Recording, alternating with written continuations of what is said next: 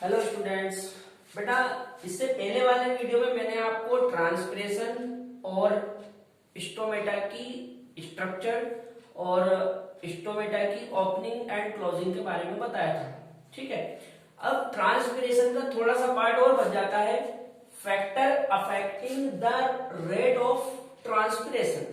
ठीक है, इसको अपन यहां पे डिस्कस कर लेते हैं। देखो, हेडिंग है factor affecting the rate of transpiration. Hindi में बोलेंगे वाष्पोत्सर्जन की दर को प्रभावित करने वाले कारक। वैसे तो बेटा इनके बारे में बहुत डिटेल में बताया जाता है, लेकिन मैं आपको शॉर्टकट तरीके से समझा देता हूं। समझो आप, सबसे पहले ट्रांसपिरेशन रेट इनवर्सली प्रोपोर्शनल है किसके? एटमॉस्फेरिक ह्यूमिडिटी के। किसके?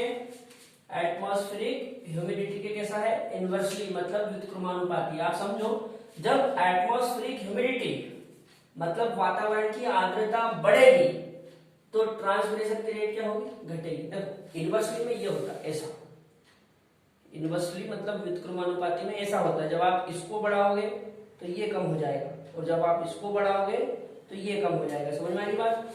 तो ट्रांसपिरेशन रेट और एटमॉस्फेरिक ह्यूमिडिटी ये एक दूसरे के इनवर्सली है, मतलब जब भी आपकी ह्यूमिडिटी बढ़ेगी ट्रांसपिरेशन की रेट कम होगी। एटमॉस्फेरिक ह्यूमिडिटी को बोलते हैं आर्द्रता। ठीक है, ये हो गया हमारा पहला फैक्टर। दूसरा फैक्टर है बेटा टेम्परेचर। जो ट्रांसपिरेशन रेट है वो टेम्परेचर के है डायरेक्टली प्रोपोर्शनल। जब भी आपका टेम्परेचर बढ़ेगा तो ट्रांसपिरेशन रेट बढ़ेगी। देखो, डायरेक्टली में ऐसा होता है, ये इस तरह से, जब आप इसको बढ़ाओगे तो ये भी बढ़ेगा और इसको कम कर दोगे तो ये भी कम हो जाएगा। डायरेक्टली में एक साथ होता है। ठीक है ना? तो टेम्परेचर के कैसे है? डायरेक्टली, मतलब जब भी आपका टेम्परेचर बढ़ेगा तो ट्रांसपिरेशन की रेट भी बढ़ जाएगी। ठीक है, ये दूसरा फैक्टर हो गया। तीसरा है लाइट।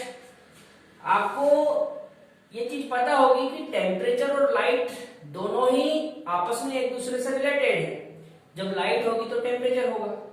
समझ बात? जब लाइट होगी तभी तो टेम्परेचर होगा।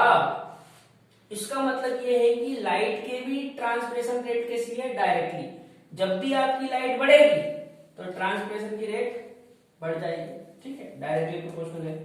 नेक्स्ट है विंड वेलोसिटी। विंड वेलोसिटी को बोलते हैं वायु की गति या वायु की चाल। ठीक है, तो विंड वेलोसिटी के ट्रांसपिरेशन रेट कैसा है? डायरेक्टली। समझो आप बात को, जब भी विंड वेलोसिटी मतलब वायु की वेलोसिटी बढ़ेगी तो ट्रांसपिरेशन रेट भी बढ़ जाएगी। ठीक है ना? विंड वेलोसिटी कैसे है? डायरेक्टली। जब विंड वेलोसिटी बढ़ेगी तो ट्रांसपिरेशन रेट भी बढ़ेगी। इसका कारण क्या होता है? जब विंड वेलोसिटी बढ़ने लगती है तो एटमॉस्फेयर में जो ह्यूमिडिटी है वो कम हो जाती है, जिसके कारण ट्रांसपिरेशन की रेट बढ़ जाती है। अच्छा, नेक्स्ट है एंटी ट्रांसपेरेंट। एंटी ट्रांसपेरेंट क्या है? ऐसे सब्सटेंस जो ट्रांसपिरेशन के अपोजिट काम करते हो या ट्रांसपिरेशन को रोकते हो, उनको बोलते हैं एंटी ट्रांसपेरेंट। याद रखना बेटा, एंटी ट्रांसपेरेंट में एक तो ये ABA आता है। ये ABA हमारा हार्मोन है, एब्सिसिक एसिड। इसके अलावा एस्पिरिन और CO2 ये भी ऐसे फैक्टर है जो ट्रांसपिरेशन को रोकेंगे, इसलिए इनको बोलते हैं एंटी ट्रांसपेरेंट। एक बार और समझ लो, ट्रांसपिरेशन रेट को इफेक्ट करने वाले फैक्टर है एटमॉस्फेरिक ह्यूमिडिटी, टेम्परेचर, लाइट और विंड वेलोसिटी। एटमॉस्फेरिक ह्यूमिडिटी कैसे है? इनवर्सली। जब ये बढ़ेगा तो ट्रांसपिरेशन रेट कम होगी। टेम्परेचर कैसा है? डायरेक्टली। जब टेम्परेचर बढ़ेगा तो ट्रांसपिरेशन रेट भी बढ़ेगी। लाइट के भी कैसे है? डायरेक्टली। जब लाइट बढ़ेगी तो ट्रांसपिरेशन रेट भी बढ़ेगी। विंड वेलोसिटी के भी कैसे है? डायरेक्टली, मतलब जब विंड वेलोसिटी बढ़ेगी तो ट्रांसपिरेशन रेट भी बढ़ेगी। इसके अलावा abscisic acid hormone ABA, aspirin और CO2 इनको कहा जाता है एंटी ट्रांसपेरेंट। ठीक है बेटा, अब सुनो, कुछ खास बातें और मैं आपको एक बार रिकॉल करवा देता हूं ट्रांसपिरेशन के बारे में। सबसे पहली चीज तो जो ट्रांसपिरेशन है ये प्रकार से वाटर का लॉस है, जल की हानि है। ठीक है। दूसरी चीज, ट्रांसपिरेशन स्टोमेटा द्वारा होता है और स्टोमेटा होते हैं लीफ में। ठीक है। अगला जो स्टोमेटा है ये गार्ड सेल से बने होते हैं। गार्ड सेल 2 होती है। ठीक। और गार्ड सेल के चारों ओर होती है सब्सिडरी सेल, जो संख्या में बहुत सारी होती है।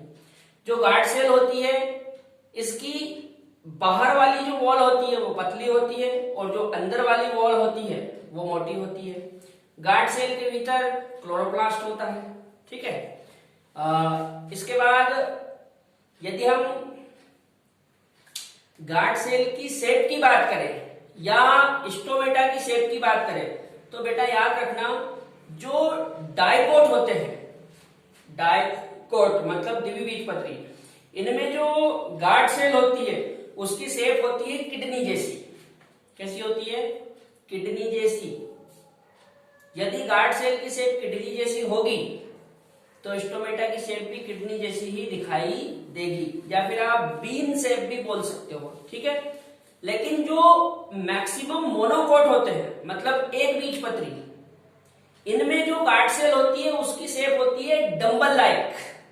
कैसी होती है? डंबल के जैसी। इसलिए जो स्टोमेटा है वो भी डंबल शेप दिखाई देता है और ऐसा मोनोकोट में होता है। मोनोकोट में सबसे फेमस एग्जांपल है बेटा ग्रास का। कई बार क्वेश्चन आया हुआ है कि जो ग्रास होता है मतलब घास, इसमें स्टोमेटा की शेप कैसी होती है? तो याद रखना इनकी शेप होती है डंबल जैसी। कैसी होती है? डंबल जैसी। ठीक है बेटा। यहाँ पे मैंने आपको स्टोमेटा के बारे में एक बार और खास बातें समझा दी और जो ट्रांसपिरेशन रेट है उसको अफेक्ट करने वाले फैक्टर भी बता दिए। अब नेक्स्ट वीडियो में हम लोग जो वाटर के वे होते हैं, सिम्प्लास्ट और एपोप्लास्ट, उसके बारे में डिस्कस करेंगे। ठीक है।